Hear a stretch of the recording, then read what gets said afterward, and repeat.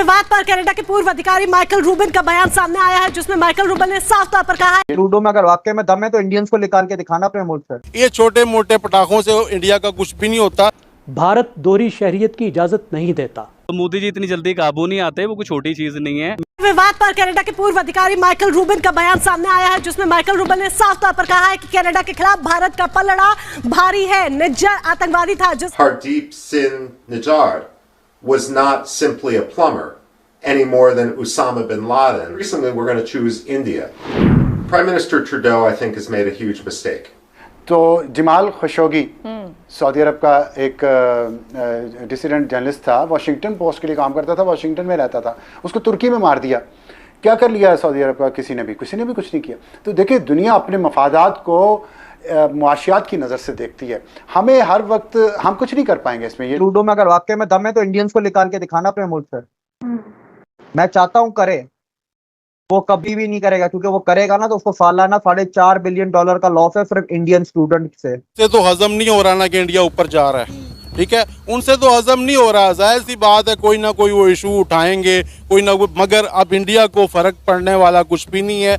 ये छोटे मोटे पटाखों से इंडिया का कुछ भी नहीं होता। अब कनाडा के प्राइम मिनिस्टर कह रहे हैं कि भाई इंडिया हमारे से रिलेशन ना खत्म करो, हमारे साथ ट्रेड को कंटिन्यू रखो, क्योंकि दुनिया, अगर आप हमारे साथ रिलेशन खराब करेंगे तो दुनिया भी हमारे साथ रिलेशन नहीं रखेगी। इंडिया अपनी बहुत ही स्ट्रांग पोजीशन पे है और कनाडा इंडिया का कुछ नहीं बिगाड़ सकता। कनाडा के अगर इकोनॉमिक इंडिकेटर्स देखें तो वो इतने बदतर हैं कि मतलब पाकिस्तान से थोड़े से बेहतर हैं। मैं ऐसे आपको समझा देता हूँ। हमें भी, हमारे मुल्क भी चाहते हैं ना, हमारे मुल्क के लोग भी चाहते हैं कि हम लोग भी चले जाएं।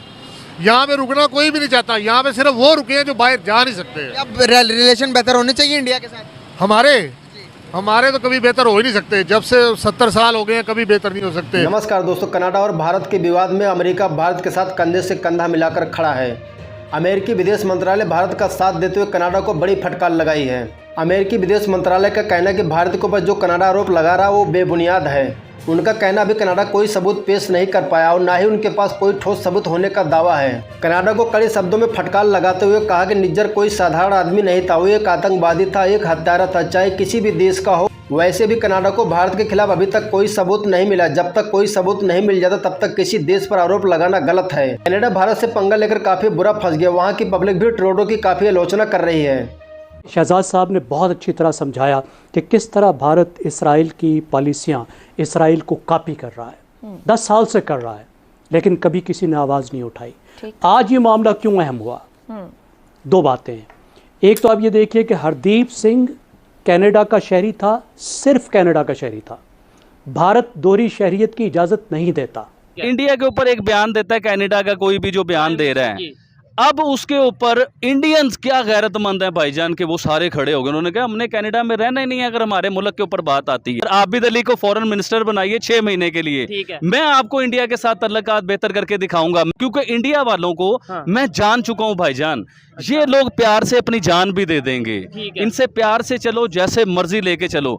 अगर आप इनके साथ अकड़ के चलते हो तो वो आपसे ज्यादा अकड़ जाएंगे। हम मोदी जी इतनी जल्दी काबू नहीं आते, वो कोई छोटी चीज नहीं है।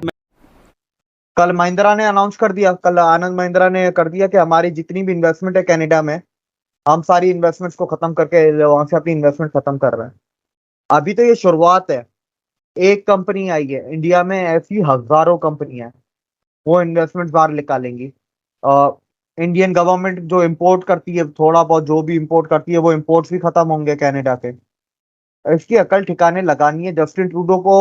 सीधी सी बात है, देखो अब ये मिशन है, जस्टिन ट्रूडो को दोबारा सियासत में नहीं आना चाहिए कनाडा। ये इंडिया का मिशन ये है, जड़ से ही इस खानदान को ही निकाल दो दूसरे मुल्क के। तो आप इंडिया की पावर समझे, वो सिर्फ अपने मुल्क के अंदर परिवारवाद को खत्म नहीं कर रहे। गांधी परिवार, स्टालिन परिवार, तो केसीआर परिवार, तो ये परिवार, वो परिवार, वो कनाडा के भी परिवारवाद को खत्म करेंगे, पॉलिटिकल डायनेस्टीज को। ट्रूडो वापस नहीं आना चाहिए। इसको इतना रेलेवेंट बना दो कि ये कनाडा में कहीं पे ये म्युनिसिपल कॉर्पोरेशन का वो भी कॉर्पोरेटर भी ना लग सके। कनाडा की अगर हम प्राइम मिनिस्टर की बात करें तो उनकी पॉपुलैरिटी काफ़ी हद तक डैमेज हो रही है इंडिया के साथ लड़ाई मोल लेने की वजह से। क्या कहेंगे आप इस पर? उसकी बड़ी सिंपल सी वजह यह है कि कनाडा बेसिकली आबाद ही इंडियंस ने किया हुआ है। वहाँ पे बहुत ज़्यादा इंडियंस हैं और उनको वो वोट भी कास्ट करते हैं। तो वो जो इंडियंस हैं वो अपने मुल्क की खातर वोटिंग कर रहे हैं, जिसकी वजह से उसकी पॉपुलैरिटी कम हो रही है। अदरवाइज लेकिन वो अपने I think fourth time elect हुआ है। ये मुझे इसका आइडिया नहीं है। आपको पता है कि थर्ड और फोर्थ टाइम वो इलेक्टेड प्राइम मिनिस्टर है, तो आप इससे उसकी पॉपुलैरिटी का अंदाज़ा लगा सकते हैं। ये कोई सोशल मीडिया सर्वे या आज इस खबर के बाद जो पॉपुलैरिटी अप डाउन होना मैटर नहीं करती उसके लिए। आपको पता है कि वहाँ कैनेडियंस जो हैं वो ये वोटिंग कर रहे हैं कि 50 सालों में ये उनके वर्स्ट 3 प्राइम मिनिस्टर हैं। कैनेडियन के Indian Canadian, that's the point. मुझे ये लगता है कि ये इंडियन कैनेडियन है जो इस बात के ऊपर वोट कर रहे हैं। अगर वो 50% अगेंस्ट जा रहे हैं तो इंडियन वाले ही होंगे। इंडिया की तादाद बहुत ज़्यादा है वहाँ पे। लेकिन सर आप ये भी तो देखें कि कैनेडियन भी बहुत बड़ी तादाद में इंडिया जाते हैं। अब उनका इंडिया जाना बंद हो गया है क्योंकि इंडिया ने उनके वीज़ा सस्पेंड कर दिए। ये जिस तरह कनाडा ने अपने मुल्क का एक बंदे की हिफाजत के लिए या उसके कत्ल हो जाने के ऊपर उन्होंने स्टेप लिया है, उसी तरह इंडिया भी खुददार मुल्क है। उन्होंने भी वही सेम अप्रोच के साथ चले हैं कि आप हमारे ऊपर इल्ज़ाम लगाओगे तो हम फिर आपके बंदों को इधर नहीं आने देंगे। लेकिन सर इंडिया को तो इससे कोई फ़र्क नहीं पड़ा। इंडिया की पॉपुलैरिटी को डैमेज करने की कोशिश की है, लेकिन उल्टा कनाडा के प्राइम मिनिस्टर की अपनी पॉपुलैरिटी जो है वो डैमेज हो रही है, सेक्रीफाइस हो रही है। बेसिकली इस सारे सीन के पीछे इकोनॉमी का बहुत ज़्यादा अमल दखल है। आपको पता है इंडिया में बहुत ज़्यादा बिजनेस है। हर इवन के चाइना भी चाहता है कि वो इंडिया के साथ तजारत करे। तो हम भी, हमारी भी कोशिश है, पाकिस्तानियों की भी, क्योंकि इतना बड़ा वो लोग अपनी, हर बंदे को पता होता है लेकिन वो इंडिया के साथ अपनी तजारत बंद ना करने की वजह से चुप कर जाते हैं, उसको डैमेज नहीं करते। अदरवाइज़ हर एक को पता है इंडिया, ये मोदी का क्या रोल है, पास क्या है इसका, इंडिया में अक़लियतों के साथ किस तरह मुज़ालम ढाए जाते हैं, मुसलमानों के साथ क्या बर्ताव किया जाता है, ये पता हर एक को है। सर अक़लियतें तो फिर पाकिस्तान भी महफूज नहीं है ना? नहीं, ऐसा कुछ नहीं है। ऐसा है, आप लोग मानते नहीं है, वो एक अलग बात है। ऐसा नहीं है। इधर तो अगर एक दो अगर वाक़यात हो भी जाएँ अक़लियतों के हवाले से तो लेकिन दुनिया इंडिया को एक बहुत बड़ी मार्केट के तौर पे देखती है।